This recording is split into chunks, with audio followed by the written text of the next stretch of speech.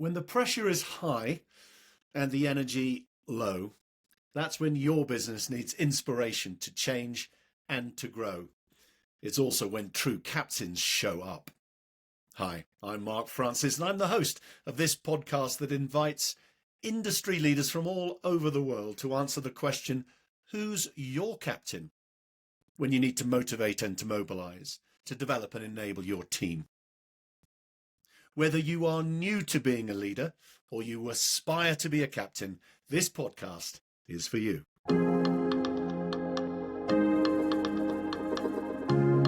Welcome, everybody, to Who's Your Captain? I'm Mark Francis, your host, and today I'm delighted to be joined by Jay Zapata, who is the CEO of Satokie Mining. Jay, hi. Hey, Mark, how you doing?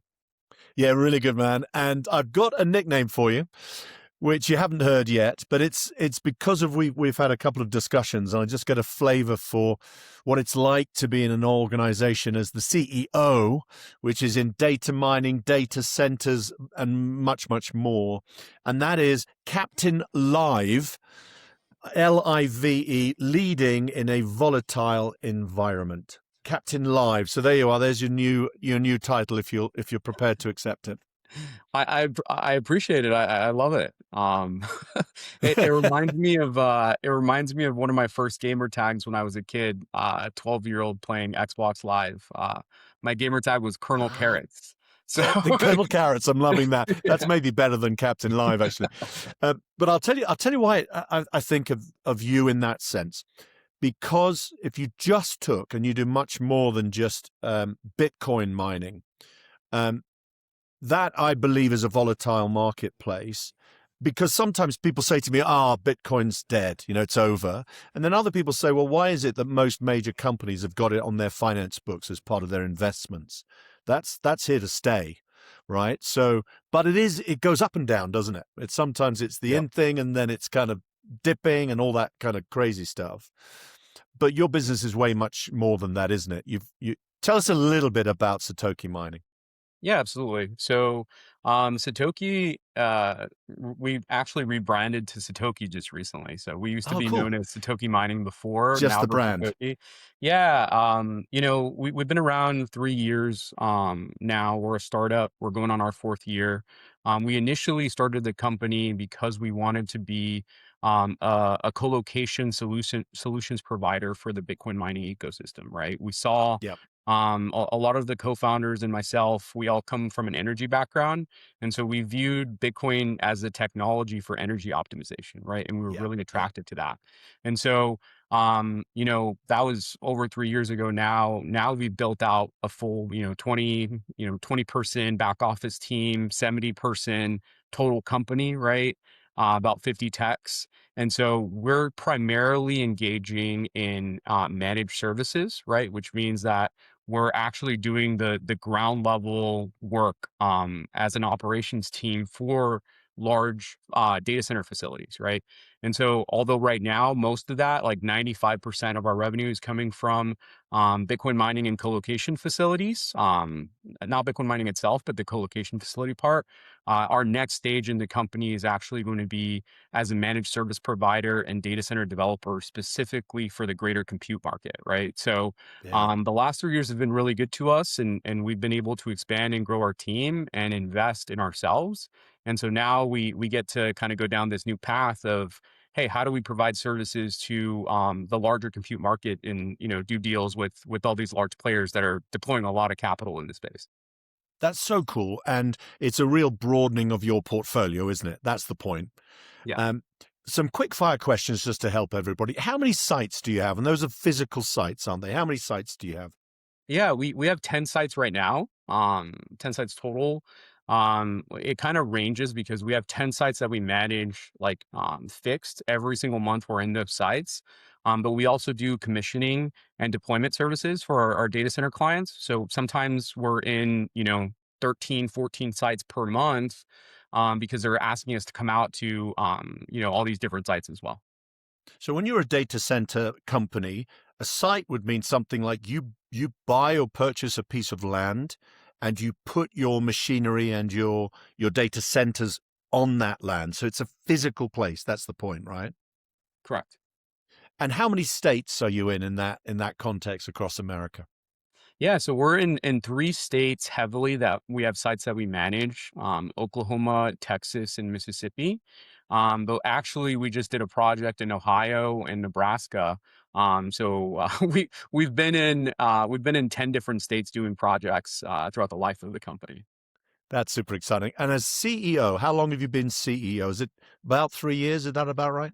Yeah, I'm actually one of the founders of the business. There's 3 founders total. My other co-founder is named Shaik. He's our COO, and our third co-founder, Omar. He's our VP of field operations. Right. So Oh, that's I've been awesome. CEO since the company started. Happy to have the position, even though sometimes I feel a little bit out of my depth. I think that's normal, but it's been an interesting ride so far. That's fantastic. Now, the small amount I know about Bitcoin mining, is Satoki connected to Satoshi? Is that why the name Satoki, or just explain why you're called Satoki? Yeah, that's a great question. A lot of people always ask us, Satokie, are you guys a Japanese company? Because there there is a Japanese term for that. That's exactly it. So Satokie is actually 2 out of the 3 co-founders are born and raised in Oklahoma, in the US, right? So one part of the name is actually Okie, like Oklahomans call themselves Oh, that's Okies, cool. right? And That's then cool. Sats, right, which is the first part of the name actually comes from the smallest denominating unit in the Bitcoin blockchain, which is a Satoshi, or short for Got it. a That's what I sat, thought. right? So that's where Satoki comes from. It's that two Really like line that. terminology. What I like about it is, and I think you did well to say we're just going to be a named brand, one word rather than more than one, and it's the trend now that it's easier to remember and it's distinctive because Satoki actually isn't a specific word. It is now because that's your business. And that's really smart branding because it just triggers interest, right? People go, what's that? And of course, it is connected to Bitcoin in the sense of it's the primary unit. And I think the creator was, whether that's a made up name, Satoshi Nakamoto. So it's pretty cool. Tell me the big vision now, because as I said, there's a portfolio. You're a landowner. It's data centers, it's Bitcoin, it's probably AI stacking. It's a broadening portfolio. What is the big vision for Satoki now? Yeah, that's a great question. So I think, let's think outside the box for a second. What we've been doing the last 3 years has been great. We've been able to focus on operations for data centers and invest in raw land, like you mentioned, that has ties to power, right? So it becomes a power land asset. We've been reinvesting every dollar into the business to originate sites for ourselves and our clients. And so long term, right now we're an excellent operating arm for a lot of institutional Bitcoin miners. We're also providing services in and outside of Bitcoin mining. We're also providing electrical services for like retrofits of facilities. Something big in the market today is actually Bitcoin miners pivoting to AI and HPC. Oh yeah, And so yeah, we're helping that transition by providing those retrofit services. So you take a Bitcoin mining facility, you gut it out, right? And you create a powered shell for your AI off taker to come in. We've assisted in some of those projects. But long term, really where we see ourselves is a data center developer and operator, right? So we want to keep our, operational grassroots momentum going and not just service, Bitcoin mining facilities, but also service, tier 1 through tier 3 data centers, right? And a good pathway for us to do that is to own the powered land assets, right? Bring that to market because there's such a big demand for these powered land assets and not a lot of supply, especially if you're on grid. That's a culmination of the history of Satoki and us, having that vision of putting our capital dollars on the line for that to secure those assets. yeah. Then ultimately partnering with these AI firms or even hyperscaling firms, right? That they do their AI offtake and they have a cloud. That's not part of our solution stack, right? That's part of their solution stack. And so we want to empower them, right? By one, giving them access to the power, and then two, giving them access to people, boots on the ground that can assist them, right, in whatever they need. So it's kind of a twofold approach of being an asset owner, right, and partnering with firms, and then also being a service provider. Yes. So, I mean, it sounds like the future is incredibly bright. I know the business is doing really well now. What's the size of the prize? You know, if you get everything right, continue to do that and grow more sites, more customers, more partnerships. What could the big dream be in terms of size of your business? Yeah, I think that's a good question. So, we've been around 3 years. I won't get into the specific numbers right now, but we've 6x in the last That's year, great. right? The revenue that we did Awesome, top man. line in 24, we 6x that in 25. And I think with the way that we're going right now in the current business, if we're able to execute one or two of our projects that we're really planning on executing in 2026, that's gonna like double to like triple our current revenues, right, of 25. And so I think the trajectory of the business is, hey, how do we get from the stage that we're in right now where we're breaking into the middle market, right, to being a larger market player in the space, right? And I think Yeah, yeah. we've been able to recruit some talented individuals on our executive team as well as our management team that are going to help us get there. That's brilliant. How many rounds of funding? Because as a startup, as an entrepreneurial business, it's investors you need to give you the liquidity to get going. How many Yeah. rounds of investment have you managed? We've been very, very lucky in that regard where we're mostly self-funded actually. So we're Oh, well we're we're done. very we're very bootstrapped. We did raise one small round, a seed round before we actually started producing revenues back in 2023. We're really thankful that, we met a family office principal and kind of high net worth individual. He was a tech entrepreneur in the space. He's based out of Dallas. We've partnered with him, and he provided the initial capital along with the founders, right? We also put our money in on and put our skin on the line, right? And so that's been an excellent kind of investor slash like management partnership that we've been able to experience. That's not always the case for a lot of startups, right? Especially if you go down other avenues for funding. And so since then, since that 23 initial fundraise, we haven't raised any additional rounds. We do plan on raising capital before the end of the year. That's something I'm greatly focused on right now, and that's just because we've gone so much momentum in the business that there's almost an opportunity lost in not raising capital at this time because of the assets that we have available to us, right? So I'm really happy with how things have turned out on the capital raising lens side, and have no complaints of our partners, of our capital partners whatsoever.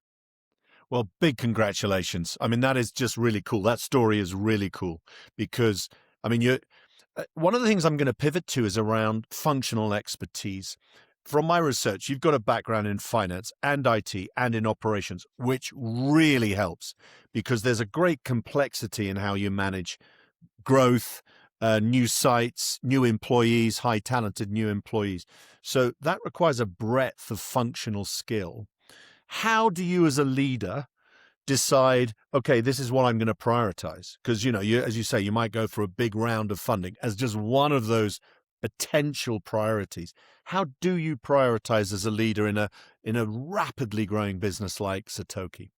Yeah, no, I appreciate that. So that's a really difficult question to answer because priorities change so frequently, right? Depending on the projects that we're working on and let's call it the workflow that I'm on. One day I could be focused specifically on rolling out a new system, right? That's going to help optimize our IT department, right? Or optimize our recruiting efforts. I try to stay as high level for as long as I can, but I'm still part of a startup, right? So I have Yeah. to I have to roll up the sleeves at times and work, with individual contributors, sometimes not even managers, individual contributors on different projects. And so my area, like my prioritization is always through a specific, call it workflow checklist that I have of like, hey, these are the goals that I'm trying to achieve in this quarter, right? What do I need to do? How can I break that down, right? I can break that specific project down into a checklist of items that need to happen in sequencing, right?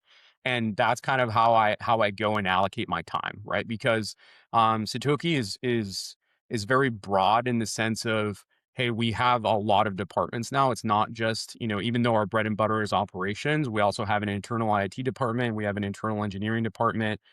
We have an internal site origination and project management team that does construction for data centers. And so Yeah, it's I need good. to make sure that, not just as the CEO of the business, but as a management team member in the business, right? I'm spending enough time with our directors and our VPs and our management level folks to understand, what sort of blockage there is, right? And for me personally, you mentioned my background. I spent most of my career in corporate finance, but I also spent some time in IT and doing systems integrations and implementations, and so I have a pretty good knowledge in that. And I've always been like a huge nerd, so I I built out computer systems when I was a child. That was my hobby, and I turned it into a business when I was in college, and so I have to refrain from saying, "Oh, I want to go work on this because I'm passionate about it and I enjoy it," right? I shouldn't be building our our server management system, right? That's not one my area of best expertise and the best use of my time.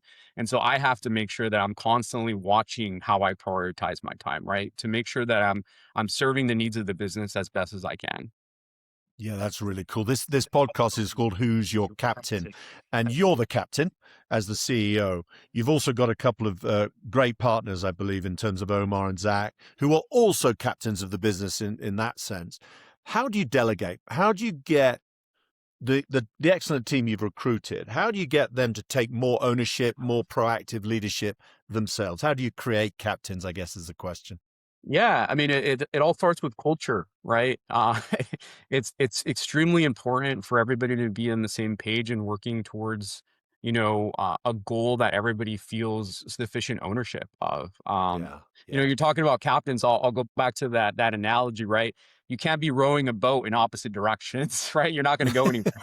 So you have You to can, but you won't win. that's true. You can, but you won't win the race or you won't get to where you need to be, right? And so from our direction, from my direction in terms of like how do I delegate, it's really having super strong partnerships with my team members, right? And that's something that I encourage for everybody in the business, right? Whether they're an individual contributor, they're a manager, they're a director, they're a VP or an executive. Everybody needs to feel comfortable speaking to their team members. Their team members need to feel comfortable speaking to their supervisors.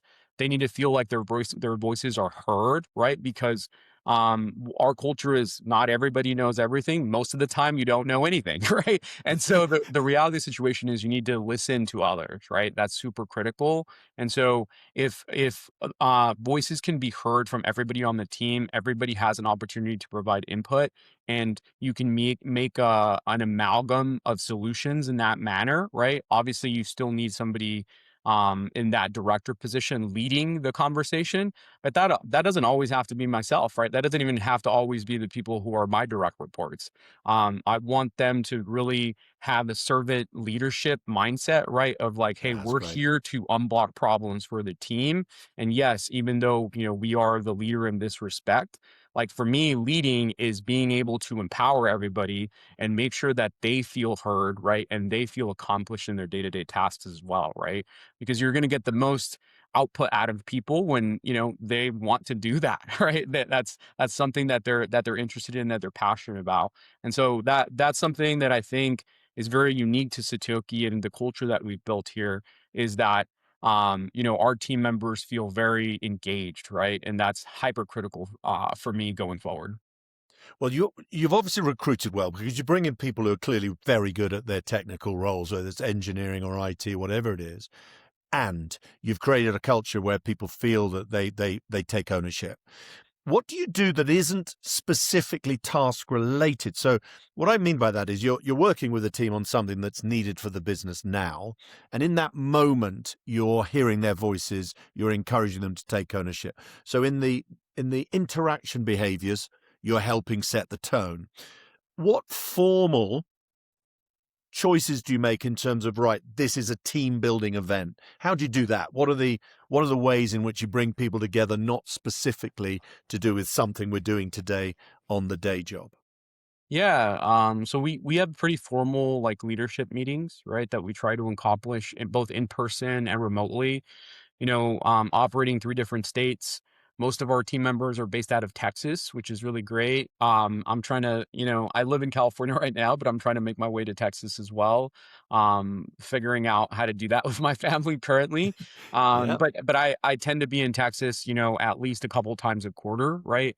I think it's really important to have, um, you know, two different types of meetings from a leadership perspective and a management perspective, right? One of them should be like a proactive meeting, right, where you're trying to Yeah. plan what's next for the quarter, what's next for the year, right? And trying to get ahead of things. And the other one is more of like a touch base meeting where we're unblocking any blockers, right? Or we're solving problems that are specific, right? And less, business oriented, broadly speaking, but more solutions oriented in what's going on today, right? And so I try to have at least one of those meetings every quarter in person, right? But every week we have a leadership team meeting that we all connect, right? And we make sure that pathway of communications, that channel of communication stays open. And then so us creating that workflow has helped our management team do the same thing, right? So just like how we meet as a leadership team weekly, right? Our leadership team meets with our managers weekly as well, right? And has the same that same process. And so we've kind of led by example in that fashion, right? And we have formal documentation associated to like, hey, what's the agenda for today, right? What are we really going to be working on? So that it's not like 10 people sitting around in a Zoom room or a Teams channel, just shooting the shit all the time. Don't get me wrong. I think it's really important to have that level of communication and feel Yeah. comfortable, asking how somebody's doing from a personal standpoint. I think that's super critical. But I also think it's like structured meetings are extremely important, right? And should this be a meeting or should it be an email, right? That's like the number one question I always ask is hey, are we? Well, that's not true. That's not the number one question I always ask, but that's a question I ask myself, right? Is like, Yeah. it's going Yeah. to be Yeah. if it's a discourse, right, and it's a discussion, or is this something that I need people to know and communicate, and then give them time to provide me feedback later, right? So that's something that we do from a management perspective. We also do something with our individual contributors. The majority of our individual contributors are technicians, right? They're data center Yeah. technicians that work day to day on site, and so we try and give them opportunities to interact with the greater management team, both on the administrative side and also on the operation side. We do something called a Tech Tuesday, right? Where that Tuesday there's a meeting that the whole company can attend, whether you're working in HR or you're working on the tech side, but it's primarily for our individual contributors in the data centers, right? And in addressing their needs and what actually needs to happen so that they feel secure in what they're doing, right? And so that's kind of how we structure our organization from a collaborative and communications approach. It's really good, Jay. And I've got 4 phases of leadership whenever I do leadership development. And the first is vision. And that's why my question was, what's the big vision? What's the big dream, given the breadth of your portfolio, the excitement in the market around data, around AI, around Bitcoin?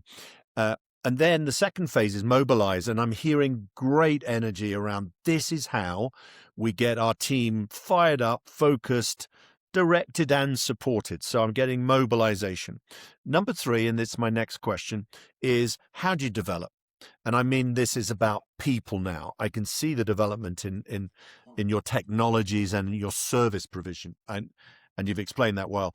How do you develop your people so that, for example, you've got people who could step into your role one day and to Zach's and to Omar's role? What's your people development approach? Yeah, yeah. Shike, not Zach. Shike. I Oh, his Shike. Yeah, Shike. Sorry, my yeah. No, apologies. no, no worries, no Shike, worries. my His apologies. name's tough. It was tough for me to grasp the first time as well. So no Yeah, worries. I got it Um, plain wrong. So yeah. Shike, my apologies. No worries. No, I really like that question because it's kind of a core tenet of ours, right? Is when you join Satokie, our firm belief is if you go and do a couple years with us and you find an excellent opportunity, we're going to be really happy for you if you take that opportunity, right? But our standpoint is we really hope that we empowered you and we helped you develop as an individual on a professional standpoint, right? And so the way that we achieve that is every new team member on the Satoki side, like has to have a probationary review, right? Our typical probationary periods are 90 to 120 days. We make sure that people get their first review, within that time frame or shortly after that time frame, because the manager needs to have an opportunity to provide them feedback on their performance, right? The employee needs to have an opportunity to provide feedback on the management perspective, and their decisions that have been made.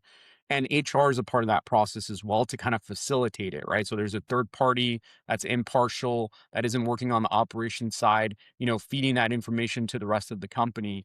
And I think that's been really successful for us. What helped us really, solve for the development side long term was, as we were doing these, we realized we needed to like formalize development plans for employees, right? Everybody in the company needs to have a development plan of like, hey, this person is a data center technician 1 or a data center technician 2. What do they need to do to get to level 3? What do they need to do to be considered for a supervisory position or a lead position, right? And communicate that to the employee during their review, and then also provide them like a formal document saying, hey, this is what we think you can improve on. This is what we think you're doing really well. And it's always a constructive conversation, right? And a constructive discussion, and getting their feedback as well on how we're doing as a management organization, right? So I think from that standpoint, like, people always say, communication is critical. I 100% agree. I think communication is like the number one skill set in business you need to have.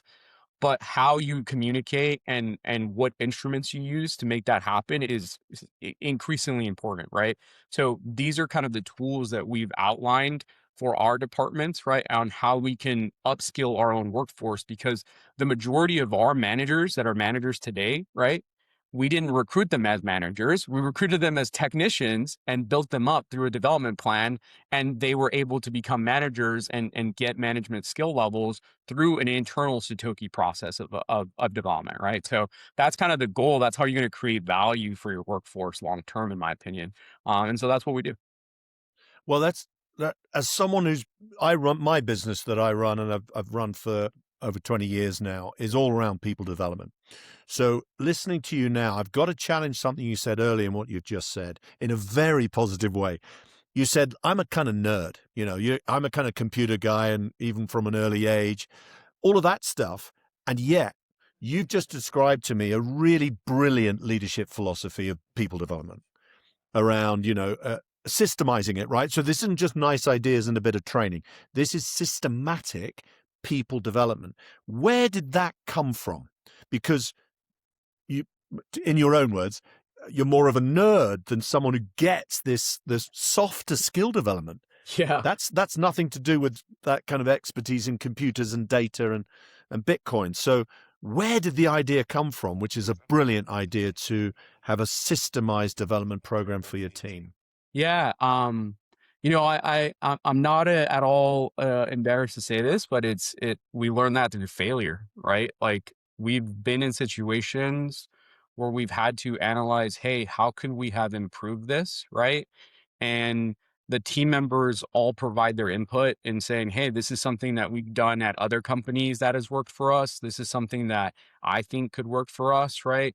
And that specific idea, and typically what happens is, the way that we manage is, it's like a quorum of management, right?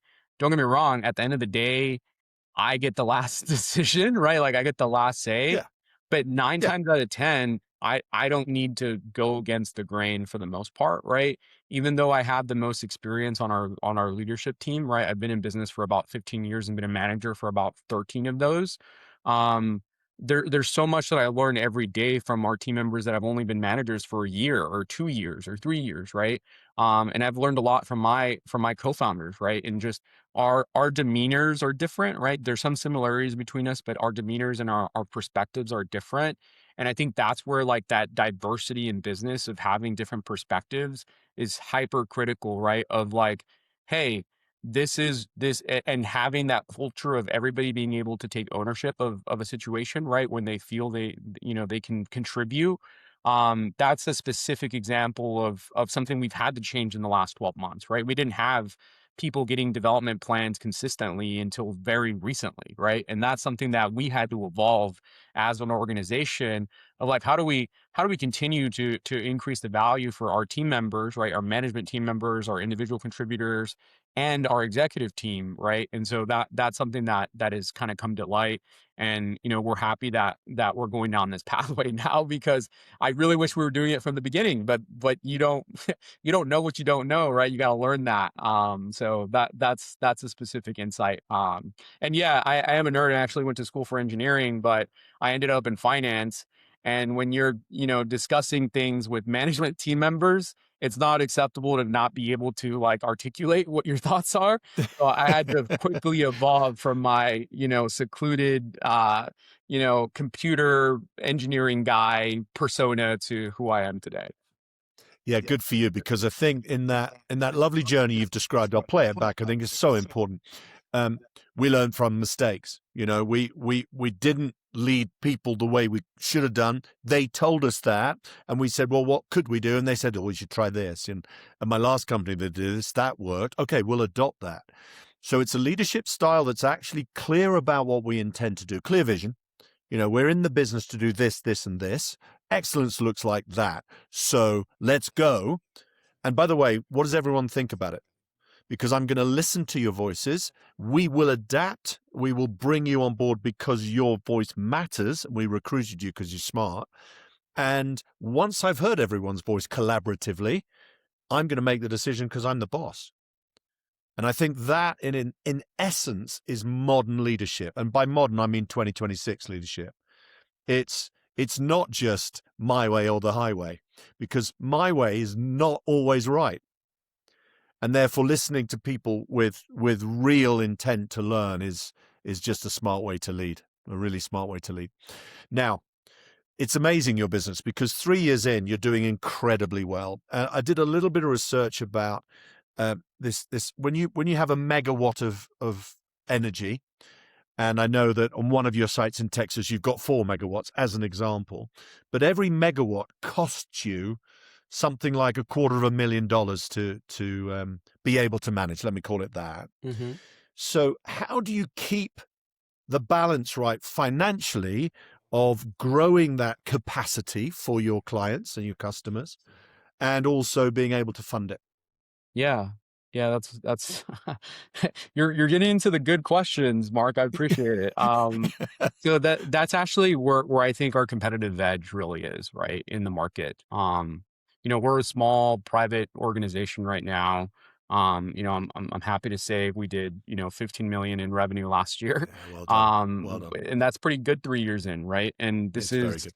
I still consider this a startup, but we have a ton of momentum. We're probably going to 2x or 3x that this year. And the way that we're able to continue to build our business is through kind of a two-tiered approach, right? Of we tackle things from both sides. One, you mentioned, it takes about $250,000 to build out per megawatt a Bitcoin mining data center. I think that's absolutely, true. It's 250,000 to 300,000 per megawatt, depending on the location and the needs of the site. Big bucks. This is big bucks in anyone's language. Absolutely. And even though AI is like, 10 times, 100 times that sometimes, it doesn't matter, right? Capital efficiency and being able to, manage your developments is super important, right? From a capital allocation perspective. But that's actually what led us to starting the service business unit, right? Is, hey, we had raised, enough capital to bring 5 megawatts online initially in 2024, right? 2023, 2024.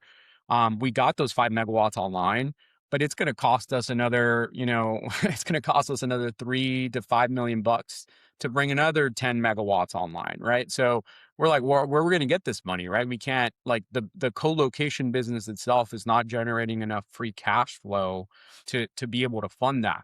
So, while we were actually building out our first co-location site, we bought another piece of property in Oklahoma and decided that we wanted to repair servers at that time, right? And so we went full blown knee deep into that. Like our guys, Shaik, my co-founder, Omar, myself, our first couple of employees, we were literally sleeping inside the warehouse trying to figure out how to repair these servers because we spent 20 hours of our day trying to, go and become a good operator. And once we understood, how the equipment was different, because we're all technical guys, we all know how computers work. But once we understood how to operate these servers and then scale that, right, and really how to become a strong O&M provider, right, operations and maintenance provider, we then took that to market to the same customers who wanted to rent capacity from us, right? From a co-location standpoint, they were also renting co-location capacity from other co-location developers and providers. And those developers and providers didn't always want to operate their facilities, right? And so that's why we built that service business where we can sit in the middle and we don't own that facility, but we operate it for you. And our customer's either the facility owner, right, or the asset owner, the server asset owner, right? And so from that standpoint, that business allowed us to continuously grow our co-location business unit, right? And also our site origination business of us being able to invest all of the free cash flow dollars into new sites, right? That we can now secure and take those to market, right? So a part of it was trial and error, and the other part of it was trying to be as balanced as possible from a financial optimization perspective, right? That's something I feel that I'm skilled at, right? But it's something the entire management team really had to agree to, because it's like, oh, we're not just doing one thing anymore. We're doing two things, right? And that's grown since then, because we provide, network engineering services where we set up networks for our clients now too. We provide electrical contracting services. We have electricians on the team, right, that are doing, retrofitting facilities and swapping out PDUs and reinstalling and commissioning a whole slew of sites, right? So it's something that really, we took that approach and it really resonated with our customer base, and I think it resonated with the market. And we're really lucky and happy that we've been able to, service our customers, and they've been really good partners for us, because we wouldn't have been able to do this without them, right? Like, it's literally that, like, do you take your customer service seriously, and can you provide a premium for what you're asking for in terms of your service costs, right?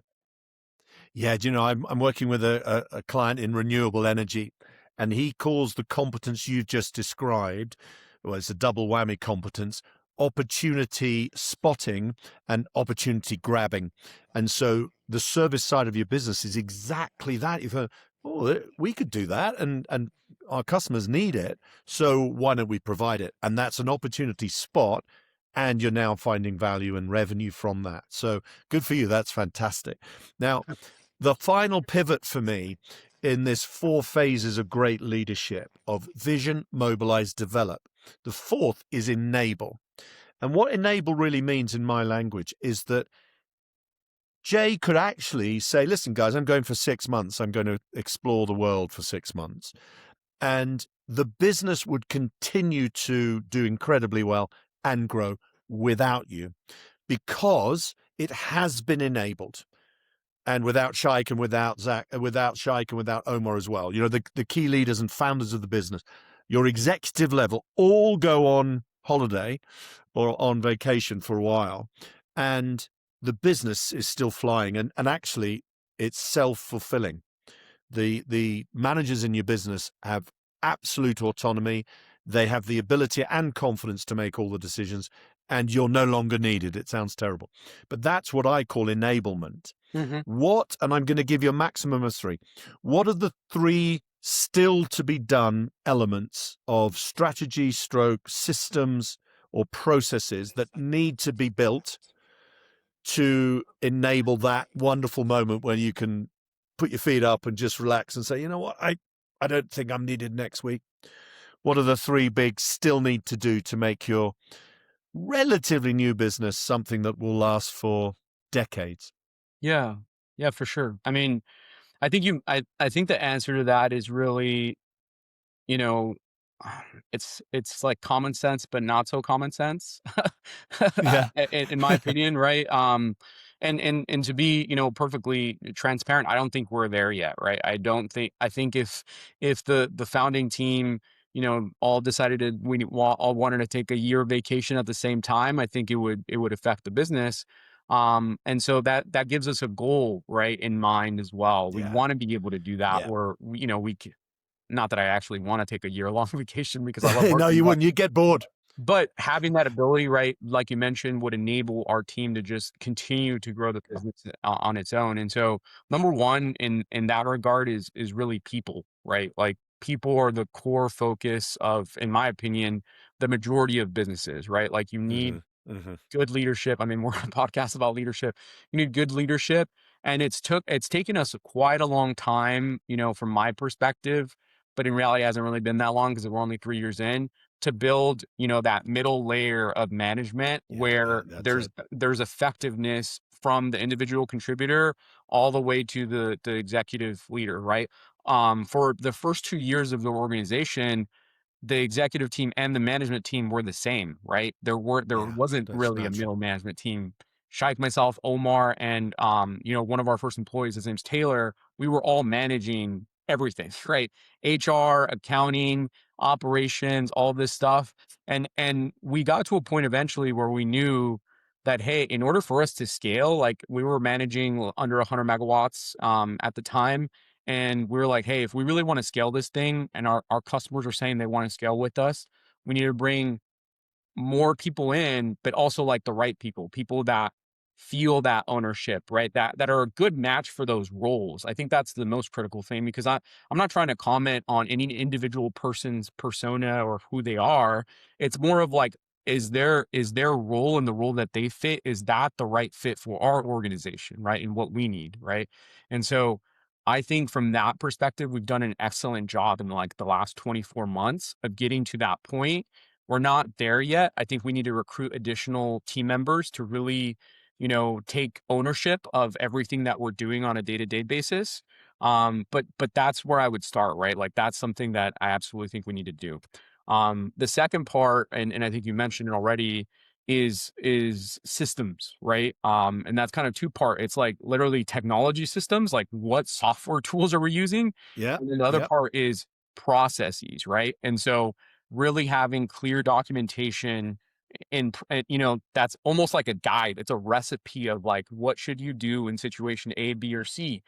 That's something that we've worked a ton on in the last 12 months. And that's where, I want to shout out some of our earlier employees on the management side. They've really taken ownership there of saying, hey, I had to figure out how to do this on my own. I don't want other people to try and figure this out on their own. We need to give them more direction, right?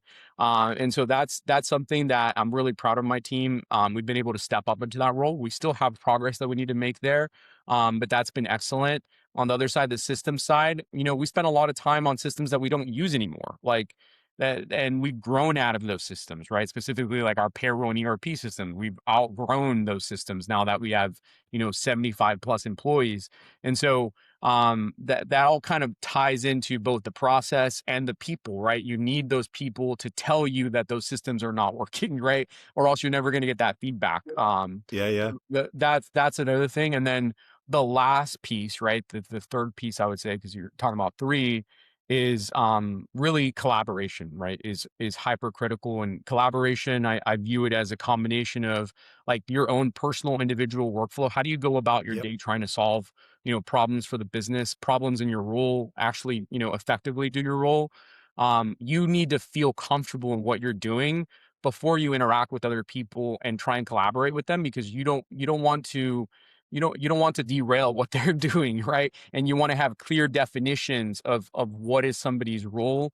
And that means that you have to have job descriptions. That's like all the HR stuff, right? You have to have It job is. There it is. descriptions. You have to have formal agendas for meetings. You have to have a framework of engagement with your team, right? What are your expectations, right? As a supervisor, as a manager, and what are the expectations of your team members of you, right? Like what should you be getting done to make sure that you're being accountable for your own work, right? That's absolutely something that we've done a huge amount of progress in that regard, and since we started the company, but we need to continue making that progress. I think once we've solidified that, we've really created, let's call it a management system, right? Like once that That's it. management system is truly a management system, then I can go on a cruise, and I don't have to You worry. can. And I can go on a cruise with my co-founders and some of our early employees, because we work so closely with them, right? We really like.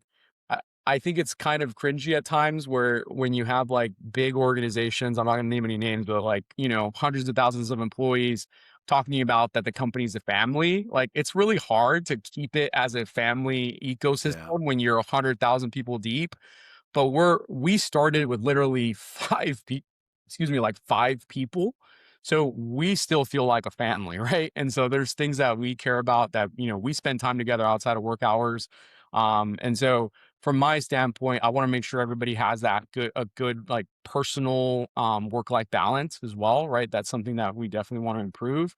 And so it's going to take a lot, and I think it's going to take some progress for us to get to that level where we can all kind of unplug a little bit. But we're actively working towards that, and that's something that I'll say that I'm proud of, right? That we're actually working towards that. You should be proud of that. Those are great answers. Thank you. I'm going to give you a top tip from experience, from the gray hairs that I've got in business. And you're doing a great job in terms of creating a foundation for long-term success when every critical role has 2 credible successors. One of them must be within your company now.